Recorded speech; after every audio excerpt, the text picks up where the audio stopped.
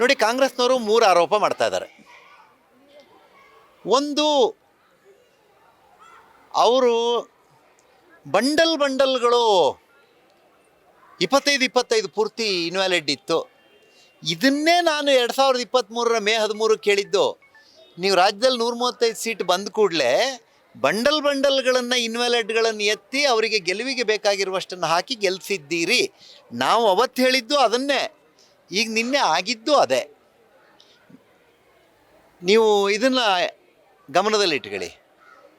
ನಿನ್ನೆ ಸರ್ಟಿಫಿಕೇಟ್ ಕೊಡಬಾರ್ದು, ಇದ್ದವರೆಲ್ಲ ಗಲಾಟೆನೇ ಮಾಡೋದು.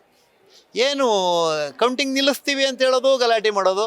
ನಮ್ಮ ಸರ್ಕಾರ ಇದೆ, ನಾಳೆ ಬೆಳಗ್ಗೆ ನೀವು ಇರ್ತೀರಾ ಅನ್ನುವ ಥರ ಅಧಿಕಾರಿಗಳನ್ನು ಮಾನಸಿಕವಾಗಿ ಹಿಂಸೆ ಕೊಡ್ತಾ ಇದ್ದಿದ್ದನ್ನು ನೋಡಿದ್ವಿ ನಾವು.